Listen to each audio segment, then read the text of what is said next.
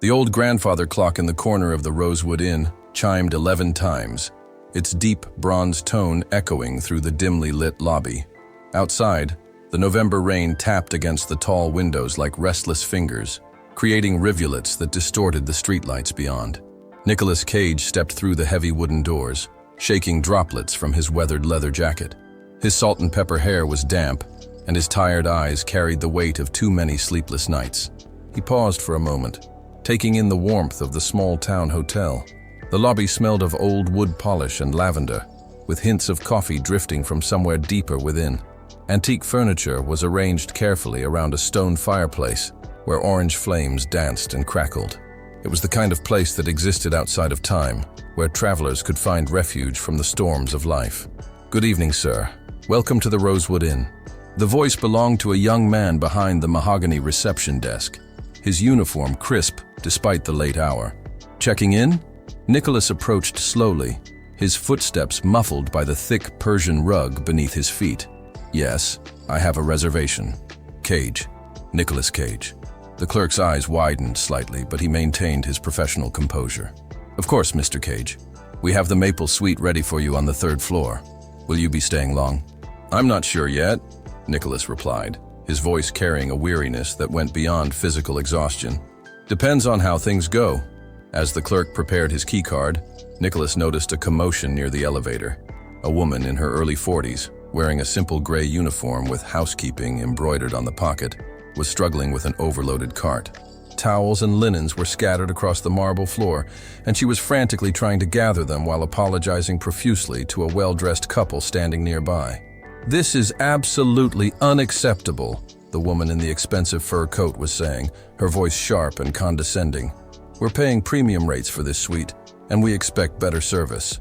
Look at this mess." Her companion, a man in a tailored suit with gold cufflinks, nodded dismissively. "Perhaps you should consider finding staff who can actually do their jobs properly. This is embarrassing." The housekeeper, whose name tag read Maria, kept her head down as she worked. "I'm so sorry, Mr. and Mrs. Hartford. The cartwheel got stuck, and I lost my balance. It won't happen again." "See that it doesn't," Mrs. Hartford sniffed. "And make sure our suite is spotless. We have important guests arriving tomorrow morning." Nicolas watched the scene unfold, his jaw tightening. He'd seen this kind of treatment before. The casual cruelty that wealth sometimes breeds. The way some people looked right through those who served them. Maria's hands trembled slightly as she reached for the last fallen towel, and Nicolas could see the shame burning in her cheeks. The Hartfords disappeared into the elevator without offering to help, or even acknowledging Maria's repeated apologies. As the doors closed, Nicolas heard Mrs. Hartford say something about the quality of help these days, followed by her husband's dismissive laughter. Maria finished gathering her supplies, checking and double-checking that nothing was left behind. She straightened her uniform and pushed the cart toward the service elevator, but not before Nicolas caught a glimpse of her face. Despite the humiliation she'd just endured, there was a quiet dignity in her expression, a strength that couldn't be diminished by thoughtless words. "Your key, Mr. Cage," the clerk said, drawing Nicolas's attention back to the desk. "The elevator to your left will take you to the 3rd floor. Is there anything else I can help you with tonight?" Nicolas took the key card, still thinking about what he'd witnessed. That woman, Maria. How long has she worked here? The clerk glanced toward where the housekeeper had disappeared. "About 3 years now. She's one of our best employees. Always punctual, thorough, never complains. Works double shifts when we need her to." "Double shifts?" Nicolas raised an eyebrow. "She's supporting her teenage daughter, single mother. The girl's quite talented, actually. Plays piano beautifully. I've heard her practicing in the old music room downstairs when her mother brings her here after school sometimes." Nicolas nodded slowly, processing this information. "The music room?" "Oh yes. We have a lovely old Steinway grand piano down there. It belonged to the original owner's wife. Most guests don't even know it exists. It's tucked away in what used to be the conservatory. Maria's daughter discovered it one day and asked if she could play. The manager doesn't mind, as long as it's not during peak hours." "I see." Nicolas pocketed the key card. "Thank you." As he made his way to the elevator, Nicolas couldn't shake the image of Maria's quiet dignity in the face of such disrespect. He'd grown up in similar circumstances. His family hadn't had much money when he was young, and he remembered his mother working multiple jobs to keep them afloat. She'd cleaned houses for wealthy families, who sometimes treated her like she was invisible. And young Nicholas had sworn that if he ever found success, he'd never forget where he came from.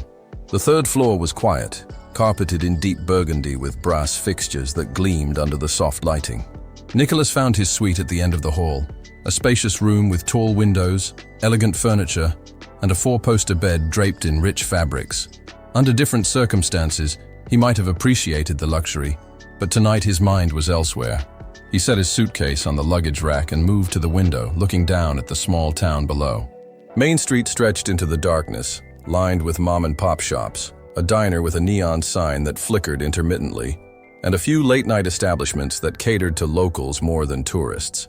It was the kind of place where everyone knew everyone, where reputations were built over decades, and a person's character mattered more than their bank account, or at least that's how it should be. Nicholas had come to this town for a reason, a meeting with a director who was scouting locations for an independent film. The project was small, intimate, the kind of story that reminded him why he'd fallen in love with acting in the first place. But now, standing in this plush hotel room, while Maria was probably still working somewhere below, dealing with the aftermath of her humiliation, he felt the familiar restlessness that came when his conscience wouldn't let him rest. He glanced at his watch, 11:30 p.m. Too late to do anything tonight, but tomorrow he might be able to make a difference. The next morning arrived with pale sunlight filtering through gauze curtains. Nicholas had slept fitfully, his dreams filled with echoes of his mother's tired face after long days of cleaning houses for people who barely acknowledged her existence. He showered and dressed simply, jeans, a button-down shirt, and a wool sweater that had seen better days but felt like home. The hotel's dining room was a study in understated elegance, with white tablecloths, fresh flowers, and the soft murmur of morning conversation. Nicholas chose a table near the window, where he could observe the breakfast service. The waitstaff moved efficiently between tables, their uniforms crisp and their smiles professional despite the early hour. "Good morning, Mr. Cage." A young waitress approached with a coffee pot and a warm smile. "I'm Sarah. Can I start you off with some coffee?" "Please," Nicholas said, appreciating her genuine friendliness. "And thank you." As Sarah poured his coffee, Nicholas noticed Maria entering the dining room from the service door. She was carrying a tray of fresh linens, moving quietly along the perimeter of the room to avoid disturbing the guests. She worked with practiced efficiency, replacing soiled napkins and ensuring each table was perfectly set. "Excuse me," came a sharp voice from across the room. Mrs. Hartford was seated at a corner table with her husband, and she was gesturing imperiously at Maria. "You there? Yes, you. This coffee is cold, and the cream pitcher is empty. Can't you people do anything right?" Nicholas watched as Maria set down her tray and approached the Hartford table. "I apologize, ma'am. I'll get Sarah to bring you fresh coffee right away, and I'll refill the cream pitcher." "See that you do," Mr. Hartford said without looking up from his newspaper. "And tell your manager that we expect better service for what we're paying." Maria nodded politely and headed toward the service station, but Nicolas could see the tension in her shoulders. As she passed his table, he caught her attention with a gentle gesture. "Excuse me, Maria. Could I trouble you for some extra honey? For my tea?" She turned, surprised to be addressed so politely by a guest. "Of course, sir. I'll bring it right over." When she returned with the honey, Nicholas smiled warmly. "Thank you. I hope you don't mind me asking, but the desk clerk mentioned that your daughter plays piano. That must be wonderful. Music is such a gift." Maria's face lit up with pride, transforming her tired features. "Oh yes, Isabella loves to play. She's been teaching herself mostly. We can't afford proper lessons, but she has such a natural talent. Sometimes I bring her here after school, and Mr. Peterson, he's the assistant manager, he lets her practice on the old piano downstairs." "That's very kind of him," Nicholas said, "and very kind of you to encourage her talent. Not every parent recognizes the importance of nurturing a child's gifts." "Music has always been important in our family," Maria said, her voice growing softer with memory. "My grandmother was a pianist back in Mexico. She played in the church, at weddings, at all the important celebrations. She always said that music was the language of the soul. It could express what words never could. Your grandmother sounds like a wise woman." Maria nodded, her eyes distant. She was. She died when I was Isabella's age, but I still remember her hands on the keys, the way she could make that old upright piano in our kitchen sound like a symphony orchestra. I always hoped.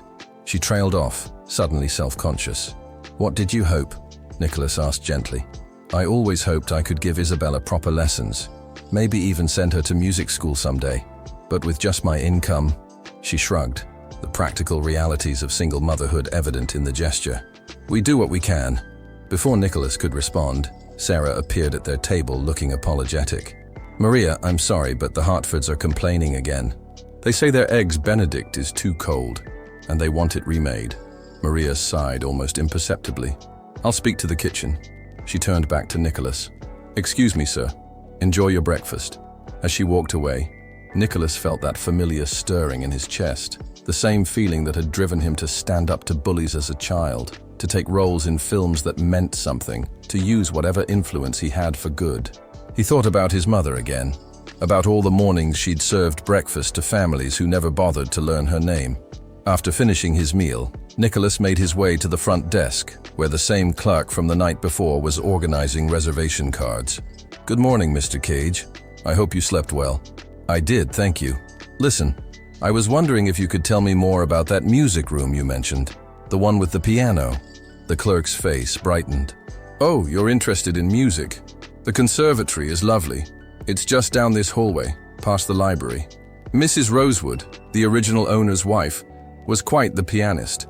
She gave lessons to local children for decades. The room hasn't been used much since she passed away 10 years ago, except for Maria's daughter practicing occasionally. Would it be possible for me to take a look? Certainly. I'll show you the way. The conservatory was tucked away in a quiet corner of the hotel's ground floor, accessible through a corridor lined with faded photographs of the town's early days. When the clerk opened the heavy wooden door, Nicolas stepped into a room that seemed to exist in another era entirely. Tall windows faced east, allowing morning light to stream across hardwood floors, worn smooth by decades of music lessons. The walls were painted a soft sage green, with built-in bookcases filled with sheet music and leather-bound volumes of musical theory. But the centerpiece was the piano, a magnificent Steinway grand in rich ebony, its lid open to reveal the gleaming strings within. Nicolas approached the instrument reverently.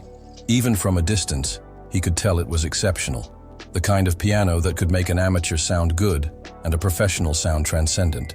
He ran his fingers lightly across the keys, producing a few tentative notes that resonated beautifully in the acoustic space.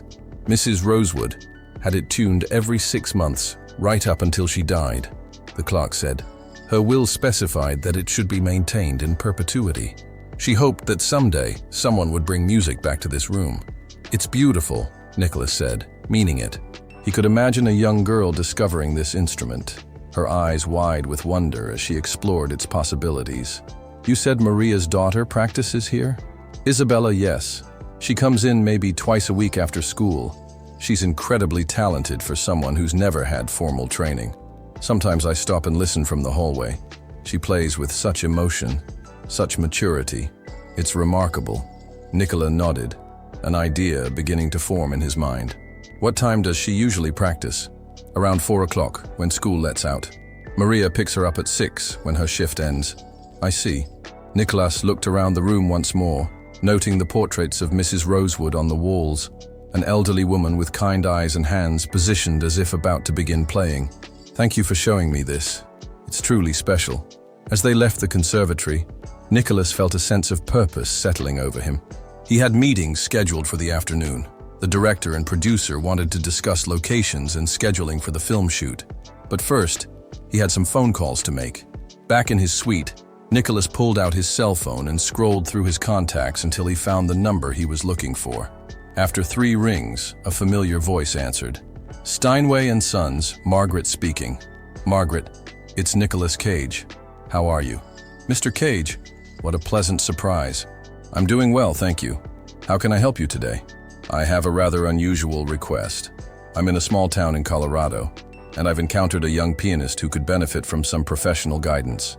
Is there any way you could recommend a teacher in this area? Someone exceptional? Colorado, you said? What town? Nicolas gave her the name of the town, and he could hear Margaret typing on her computer. "You know what?" she said after a moment. "There's a wonderful teacher about an hour from where you are, Dr. Elena Vasquez. She taught at Juilliard for 20 years before retiring to Colorado. She still takes on a few select students. Brilliant musician, and more importantly, she has a gift for nurturing young talent. Would she consider taking on a student who couldn't afford her usual rates? Dr. Vasquez has been known to offer scholarships for exceptional students. If you'd like, I could give her a call, explain the situation. That would be wonderful. And Margaret, this needs to be handled delicately. The family doesn't know I'm involved, and I'd prefer to keep it that way." "Of course, Mr. Cage. I'll be in touch." After ending the call, Nicolas made several more. He contacted his business manager, his publicist, and finally, his personal assistant. Each conversation was brief and purposeful. By the time he finished, he had set in motion a plan that would require careful orchestration, but could potentially change a young girl's life forever. The afternoon meeting with the film's director and producer went well. They toured several locations around town, discussing lighting, logistics, and the intimate atmosphere they wanted to capture. The project was exactly the kind of meaningful work Nicolas had been seeking, a character study about redemption and second chances, themes that resonated deeply with his own life experiences. "The town has such authenticity," the director was saying as they walked down Main Street. "It's untouched by commercialization, still has that small-town heart. I think our story will really connect with audiences who remember what community used to feel like." Nicolas nodded, but part of his attention was focused on the time. It was nearly 4 o'clock, and if the desk clerk was right, Isabella would soon be making her way to the conservatory. He made his excuses to the film team and headed back to the hotel. The lobby was quieter in the afternoon, with most guests either checked out or exploring the town. Nicolas made his way to the conservatory hallway and positioned himself where he could hear but not be seen. At exactly 4:15, he heard footsteps approaching, lighter than an adult's, with the eager rhythm of youth. The conservatory door opened and closed softly. For a moment there was silence, then the sound of the piano bench being adjusted. Nicolas held his breath as the first notes began to play. What he heard took his breath away. The piece was Chopin's Nocturne in E-flat major, one of the most beloved compositions in the Romantic repertoire. But this wasn't a student's tentative attempt at a difficult piece. This was artistry, mature, nuanced, filled with emotional depth that seemed impossible from someone so young. Isabella's touch was delicate but confident, her phrasing sophisticated beyond her years. Nicolas closed his eyes and listened as the music flowed through the hallway. He could hear his mother's voice from decades ago, telling him that true talent was a gift from God, something to be treasured and shared with the world. Isabella's playing had that indefinable quality that separated competent musicians from true artists, the ability to make the listener forget about technique and simply feel. When the nocturne ended, there was a brief pause before Isabella began again, this time with something more contemporary. Nicolas recognized it as a piece by Ludovico Einaudi, the Italian composer whose minimalist style had captured hearts around the world. Isabella's interpretation was flawless, each note placed with precision and purpose. Nicolas remained in the hallway for nearly an hour, listening as Isabella moved through a repertoire that would have been impressive for a conservatory student with years of formal training. She played Bach with mathematical precision, Debussy with impressionistic delicacy, and even attempted some jazz standards that showed her versatility and natural ear for improvisation. Finally, the music stopped. Nicolas heard the bench slide back and footsteps approaching the door. He quickly retreated around the corner, not wanting to intrude on Isabella's private time with the instrument. As she passed by, he caught a glimpse of her, a girl of perhaps 15, with dark hair pulled back in a simple ponytail, wearing jeans and a school sweatshirt. Her face carried the serene expression of someone who had just spent time in communion with something she loved deeply. That evening, Nicolas ate dinner alone in his suite, his mind racing with possibilities. His phone rang just as he was finishing his meal. "Mr. Cage, it's Margaret from Steinway & Sons. I spoke with Dr. Vasquez and she's very interested in what you told me. She's agreed to hear the young lady play, and if her talent is as exceptional as you described, she would consider taking her on as a scholarship student." "That's wonderful news, Margaret. How would we arrange this?" "Doctor, Vasquez suggested an informal audition. She could come to the hotel, She's familiar with Mrs. Rosewood's piano. But Mr. Cage, she was curious about how you discovered this student. She's wondering about your involvement. Nicolas had anticipated this question. Tell Dr. Vasquez that I'm simply someone who believes in nurturing talent, regardless of a family's financial circumstances. Sometimes we're in a position to open doors for others, and I consider that a privilege, not a burden. I'll relay that message.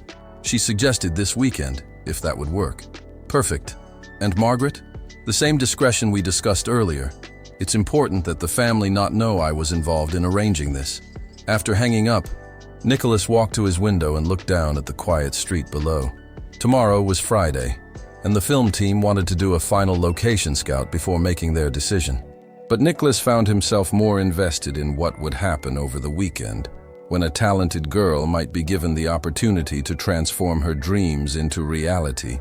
Friday passed in a blur of meetings and site visits. The film looked like it would proceed as planned, with shooting scheduled to begin in the spring.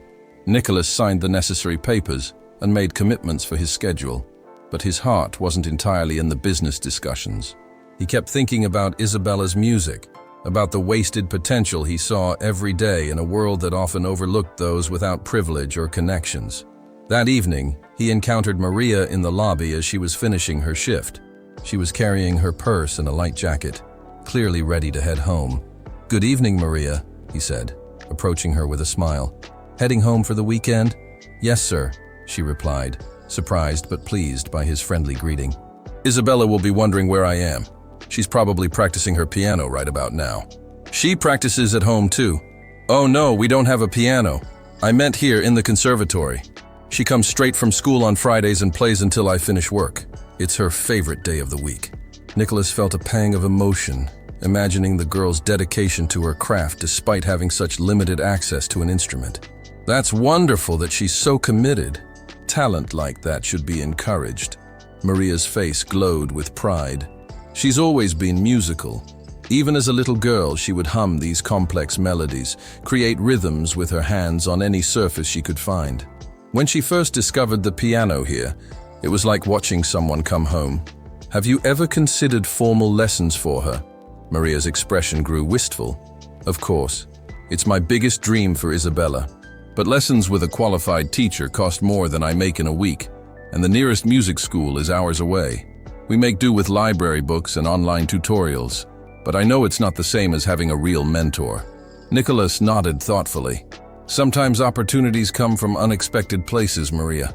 It's important to stay open to possibilities." She looked at him curiously, perhaps sensing something deeper in his words. But before she could ask what he meant, Isabella appeared from the direction of the conservatory. She was radiant, her cheeks flushed with the joy that comes from time spent pursuing one's passion. "Mama!" she called out, then noticed Nicolas standing nearby. She grew shy, hanging back slightly behind her mother. "Isabella, this is Mr. Cage. He's a guest at the hotel," Maria said. "Mr. Cage, my daughter Isabella." "It's a pleasure to meet you, Isabella," Nicolas said warmly. "Your mother tells me you're quite the pianist." Isabella blushed, twisting a strand of hair around her finger. "I just play for fun. I'm not very good yet." "I doubt that's true," Nicolas said. "Music is like any language. The more you speak it, the more fluent you become. And from what I understand, you're quite fluent already." The girl smiled at the compliment, and Nicolas could see her mother's pride reflected in her eyes. They were a family bound together by love and shared dreams, facing their challenges with dignity and hope. "Well, we should get home," Maria said. "Isabella has homework to finish, and I need to prepare dinner. Have a good evening, Mr. Cage." "You too," Nicolas replied, watching as mother and daughter walked toward the hotel entrance. Just before they reached the door, Isabella turned back and gave him a shy wave, which he returned with a smile. That night, Nicolas barely slept. His mind was occupied with the logistics of what he hoped to accomplish. He'd made all the arrangements, but success would depend on timing, discretion, and a bit of theatrical flair, skills he'd honed over decades in the entertainment industry. Saturday morning arrived gray and overcast, with clouds promising rain before the day was through. Nicolas dressed carefully in a suit he rarely wore anymore. Expensive but understated, the kind of outfit that suggested importance without ostentation. He had breakfast sent to his room and spent the morning reviewing the plan one more time. At exactly 10 a.m., a silver Mercedes pulled into the hotel's circular driveway. Dr. Elena Vasquez stepped out, a woman in her 60s with silver hair pulled back in an elegant chignon. She moved with the grace of someone who had spent decades teaching proper posture and deportment to aspiring musicians. Nicolas watched from his window as she entered the hotel, carrying a leather satchel that undoubtedly contained sheet music and evaluation forms. Phase 1 was complete. Nicolas waited 15 minutes before making his way downstairs. He found Dr. Vasquez in the conservatory, running her hands over the Steinway's keys with the reverence of someone who understood the instrument's capabilities. "Dr. Vasquez, I'm Nicolas Cage. Thank you for coming." She turned with a professional smile, taking his measure with intelligent eyes. "Mr. Cage, Margaret spoke very highly of your recommendation. This is indeed a magnificent instrument. I remember when Mrs. Rosewood had it installed. She and I corresponded for years about music education. You knew Mrs. Rosewood? By reputation and through letters.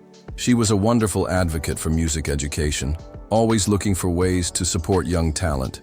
I think she would approve of what we're trying to accomplish today." Nicolas nodded, feeling the rightness of the moment. "The young lady I mentioned should be here soon. But Dr. Vasquez, I want to emphasize how important discretion is in this situation. The family has no idea I've arranged this meeting. As far as they know, you're here by coincidence. I understand completely. Sometimes the most meaningful help is given anonymously." She paused, studying his face. "Might I ask what prompted your interest in this particular student?" Nicolas considered his answer carefully. "I believe that talent is distributed randomly throughout the world, but opportunity is not. When I encounter someone with genuine gifts who lacks the means to develop them, I feel compelled to help if I can. It's a way of honoring those who helped me when I needed it most." Dr. Vasquez smiled with genuine warmth. "That's a beautiful philosophy, Mr. Cage. I look forward to meeting this young musician." At exactly 4 p.m., Nicolas positioned himself in the hotel lobby where he could observe the conservatory entrance. Isabella arrived right on schedule, her school backpack slung over her shoulder and that familiar look of anticipation on her face.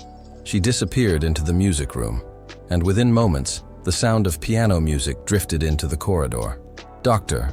Vasquez had been waiting in the library next door, and Nicolas saw her emerge as the first notes of what sounded like a Bach invention filled the air. She moved quietly toward the conservatory, her expression growing more interested with each measure of music she heard. Nicolas waited, his heart beating faster than it had during any film premiere or award ceremony. This moment mattered in a way that transcended personal achievement. It was about potential, about dreams, about the fundamental belief that every person deserved the chance to become who they were meant to be. After what felt like an eternity, but was probably only 10 minutes, Dr. Vasquez emerged from the conservatory area. Her face was transformed, lit up with excitement and professional recognition of something special. She found Nicolas in the lobby and approached with quick, purposeful steps. "Mr. Cage," she said in a low voice, "that young woman is extraordinary. Her technique is remarkably advanced for someone without formal training. But more importantly, she has that indefinable quality that separates good musicians from great ones. She plays with soul, with genuine emotional depth. You'll take her as a student? I would be honored to work with her.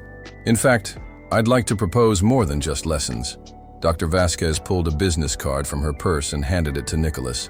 "I run a small summer program for exceptionally gifted students, a 6-week intensive that combines individual instruction with ensemble work and performance opportunities.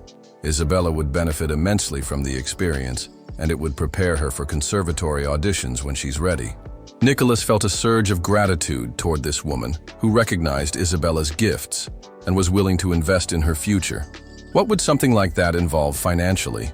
For a student of Isabella's caliber, with her background, I would offer a full scholarship. Room, board, instruction, everything covered. The only requirement is that she commit to the full 6 weeks and maintain her dedication to practice and improvement. Dr. Vasquez, that's incredibly generous. She waved away his thanks. "Mr. Cage, I've been teaching for 40 years. Students like Isabella come along perhaps once in a decade. She has the potential to be truly exceptional, but only if she receives proper guidance at this crucial stage of her development. Consider this an investment in the future of classical music. Now came the delicate part of Nicolas's plan. How do we present this opportunity to the family? They need to believe this is legitimate, not charity. Dr. Vasquez considered the question thoughtfully. We tell them the truth, that I was visiting the hotel to evaluate Mrs. Rosewood's piano for potential use in my program, and I happened to hear Isabella playing. I was so impressed that I'd like to offer her an audition for a scholarship program. It happens more often than you might think. Talent scouts discovering exceptional students in unexpected places. Perfect. When would you like to meet with them? Why not now? I could approach her directly, introduce myself as she's finishing her practice session. Nicolas felt his pulse quicken. This was the moment when his careful orchestration would either come together beautifully or fall apart entirely. Let's do it. They made their way back toward the conservatory, where Isabella's playing could still be heard. She had moved on to something more contemporary, a beautiful piece that showcased both her technical skill and her emotional maturity. Dr. Vasquez paused outside the door, listening with the trained ear of a professional evaluator. Remarkable, she whispered. She's playing Einaudi's Nuvole Bianche with better interpretation than some of my graduate students. Dr. Vasquez knocked gently on the conservatory door. The music stopped, and after a moment, Isabella's voice called out, "Come in." Nicolas remained in the hallway as Dr. Vasquez entered the room. He could hear their conversation clearly through the door, which Isabella had left ajar. "I'm sorry to interrupt," Dr. Vasquez said in her warm, professional tone. "I'm Dr. Elena Vasquez. I'm a piano instructor, and I was here evaluating this beautiful instrument when I heard you're playing. I hope you don't mind my listening." "Oh." Isabella's voice carried surprise and a hint of nervousness. "I didn't know anyone was here. I'm sorry if I was bothering you." "Bothering me? My dear, you were creating magic. That interpretation of Einaudi was absolutely beautiful. How long have you been playing?" "About 4 years, but I've never had real lessons. Just books from the library and videos online." Nicolas could hear the amazement in Dr. Vasquez's voice. 4 years? And you're entirely self-taught? That's extraordinary, Isabella. May I ask your last name?" "Morales. Isabella Morales." "Isabella, I'd like to ask you something, and I want you to take your time answering. How serious are you about piano? Is this just a hobby for you? Or do you dream of making music a central part of your life?" There was a long pause, and when Isabella finally spoke, her voice was filled with quiet intensity. "It's everything to me. When I'm playing, I feel like I'm speaking a language I was born knowing but never learned. Does that make sense?" "Perfect sense," Dr. Vasquez replied. "Isabella, I run a summer music program for exceptionally talented students. It's intensive, 6 weeks of individual lessons, ensemble work, and performance preparation. Based on what I've heard today, I'd like to invite you to audition for a full scholarship." The silence that followed was so complete that Nicolas wondered if Isabella had fainted. When she finally spoke, her voice was barely above a whisper. "A scholarship? For me? For you. You have a gift, Isabella, a rare and special talent. But gifts need nurturing to reach their full potential. This program could help you develop the skills and knowledge you'll need if you want to pursue music seriously." I would have to ask my mother. We can't afford anything like that." "I understand completely. That's why scholarship programs exist, to ensure that financial circumstances don't prevent talented students from developing their abilities." "Why don't I speak with your mother when she finishes work today?" Nicolas heard the piano bench slide back and Isabella's footsteps as she began to pace the room with nervous energy. "This is really real?" she asked. "You're not joking with me?" "I never joke about music, Isabella. What you have is precious and rare. I would consider it a privilege to be your teacher." Nicolas could hear tears in Isabella's voice when she replied, "Dr. Vasquez, I don't know what to say. This is the most wonderful thing that's ever happened to me." "Then say you'll consider it. We can discuss all the details with your mother, answer any questions or concerns she might have. But Isabella, I want you to understand something. This opportunity is here because of your talent and dedication. You've earned this through your own hard work and natural gifts." By the time Maria arrived to pick up Isabella, Dr. Vasquez had positioned herself in the lobby with several brochures and a tablet containing videos of previous program participants. Nicolas had retreated to the hotel's small bar area, where he could observe without appearing to eavesdrop. Isabella practically flew across the lobby when she saw her mother enter through the front doors. "Mama, Mama, the most incredible thing has happened." She was speaking rapidly, in a mixture of English and Spanish, her excitement making her words tumble together. Maria looked around in confusion, trying to understand what had transformed her usually reserved daughter into this whirlwind of energy. That's when she noticed Dr. Vasquez approaching with a professional smile and an extended hand. "Mrs. Morales, I'm Dr. Elena Vasquez. I'm a piano instructor, and I've had the pleasure of meeting your daughter this afternoon. Might I have a few minutes of your time?" Maria looked from Dr. Vasquez to Isabella and back again, clearly trying to process what was happening. Of course. Is everything all right? Isabella hasn't done anything wrong, has she?" "Quite the opposite," Dr. Vasquez assured her. "Your daughter is exceptionally talented, Mrs. Morales. I'd like to discuss an opportunity that might be of interest to your family." They found seats in a quiet corner of the lobby, with Isabella perched on the edge of her chair like she might levitate from sheer excitement. Nicolas ordered another drink he didn't want and pretended to read a newspaper while listening to the conversation.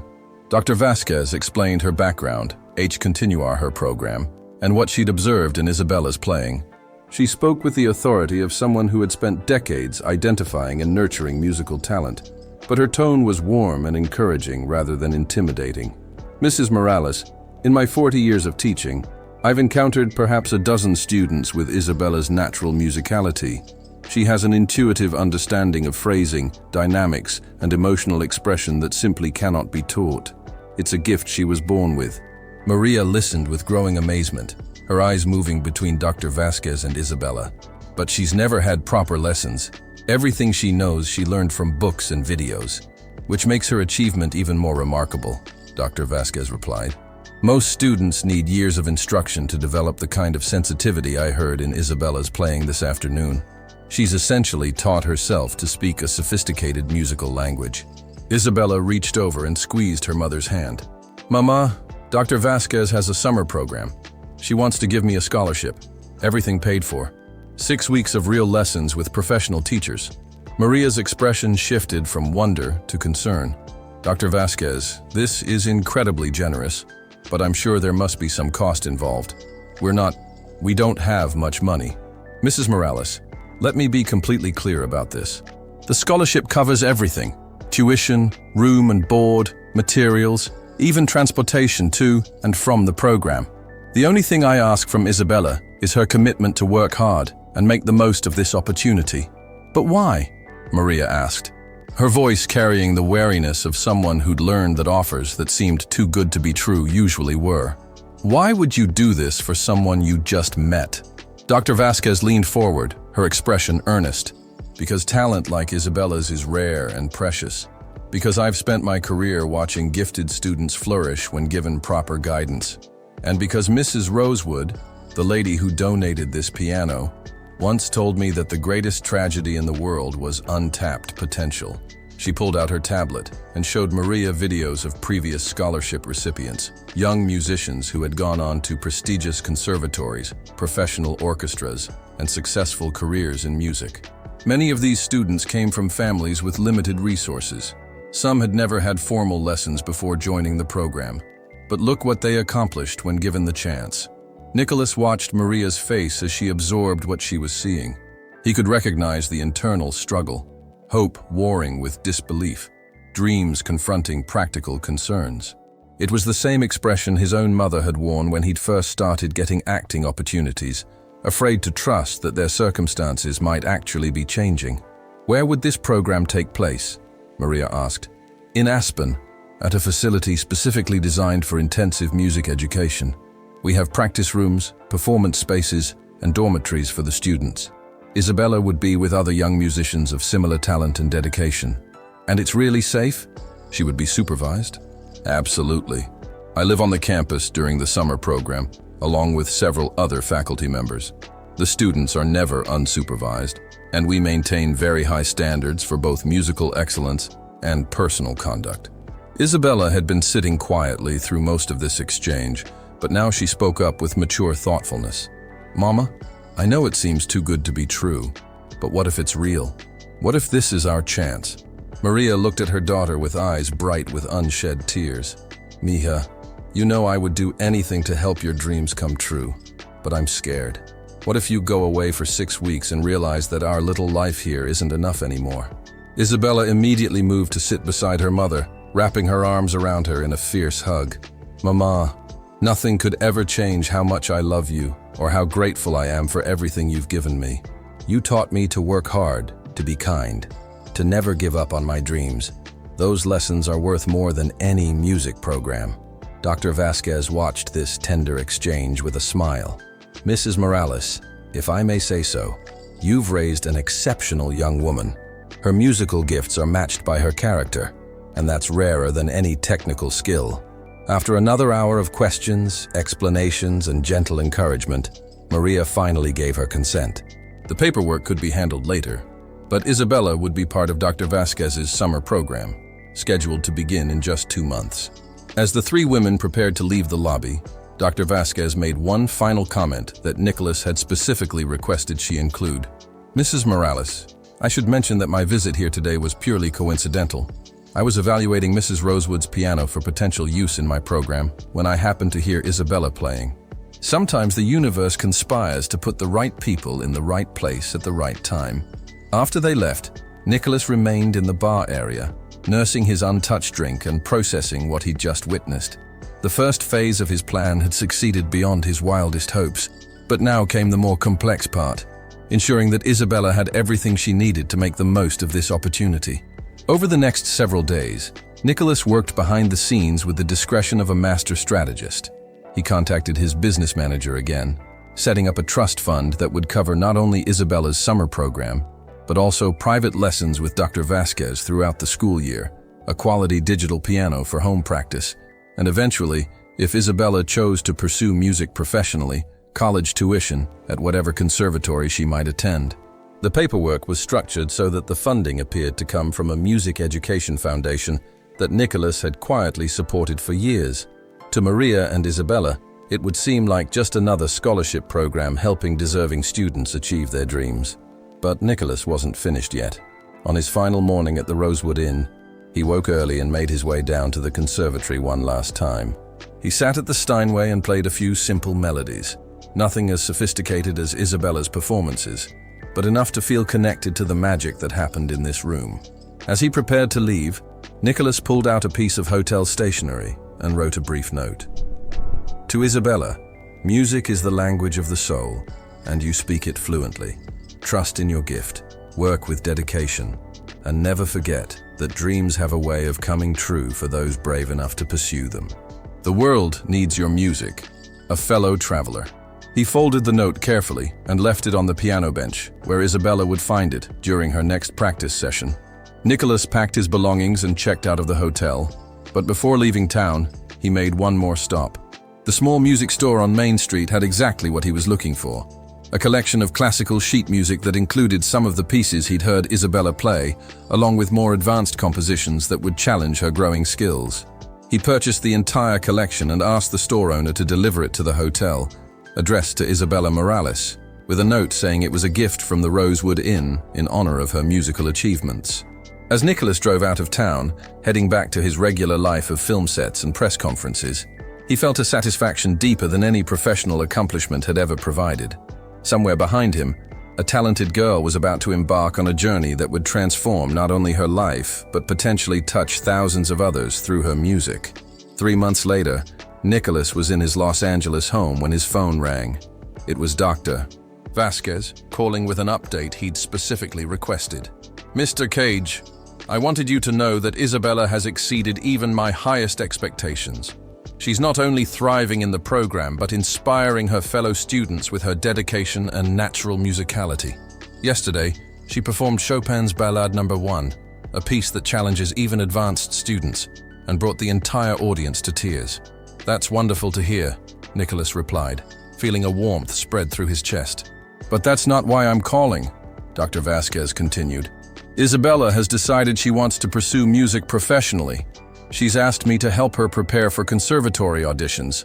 Mr. Cage, I believe she has the potential to be one of the great pianists of her generation.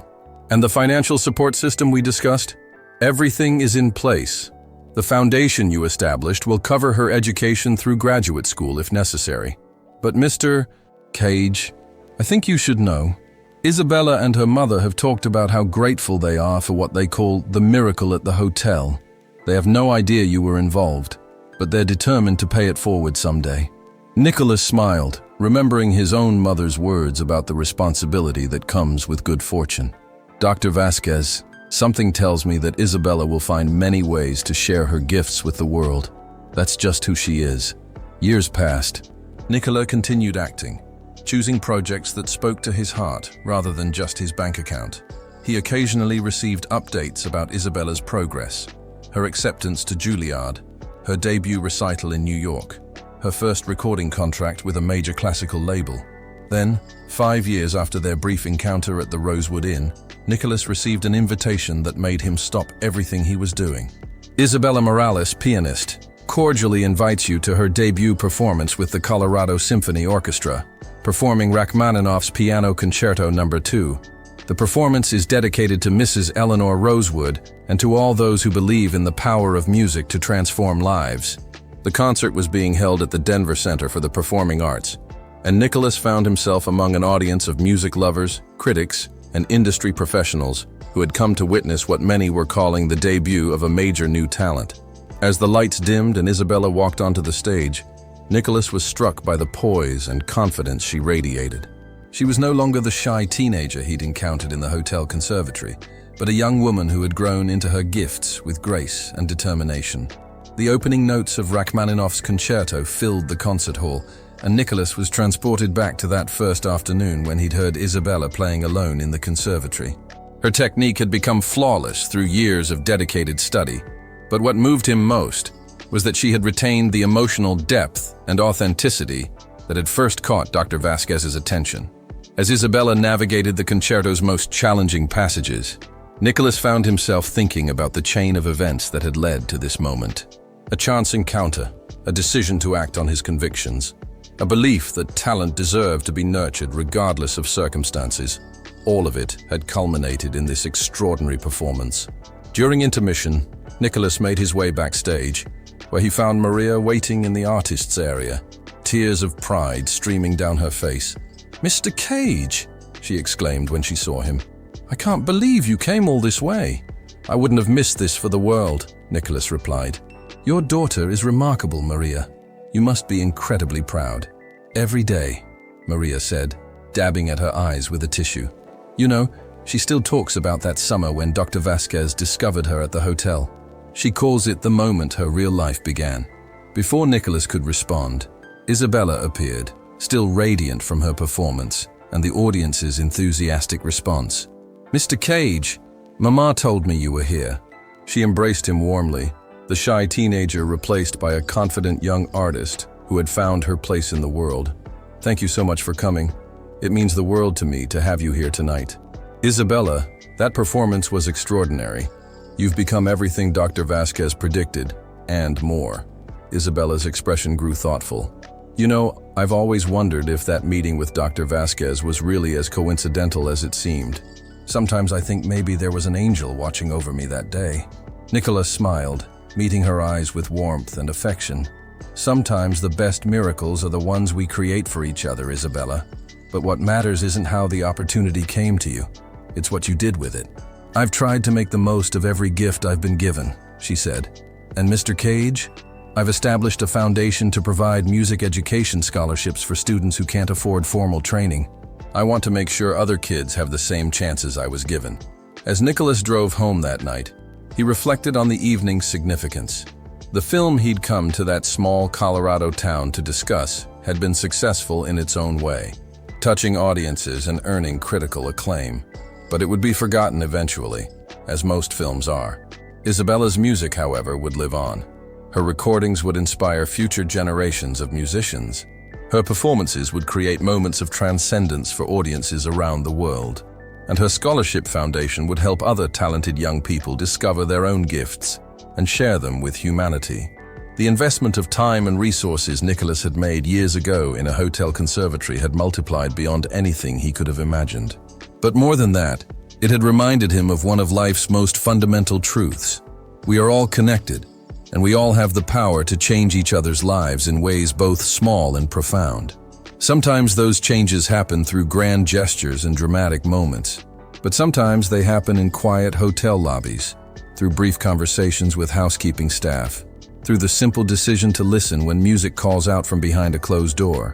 As Nicolas pulled into his driveway and looked up at the stars scattered across the California sky, he thought about his mother, about the dignity she had maintained despite difficult circumstances, about the dreams she had nurtured even when they seemed impossible to achieve. He thought about Mrs. Hartford and her husband, who had treated Maria with such casual cruelty, never knowing that their behavior would ultimately inspire an act of kindness that changed multiple lives. And he thought about Isabella, now launched on a career that would bring beauty and meaning to countless people. Her journey beginning with a moment of recognition in a small-town hotel conservatory. The next morning, Nicolas woke to find a package waiting on his doorstep. Inside was a CD, Isabella's debut recording, with a handwritten note. "Dear Mr. Cage, this recording is dedicated to everyone who believes that music has the power to change the world. Thank you for being in the right place at the right time, and for caring enough to listen. The universe works in mysterious ways, and sometimes I think you might have been part of its plan for me. With love and eternal gratitude, Isabella. P.S. I still practice in conservatories whenever I travel. There's something magical about those spaces where music and dreams come together."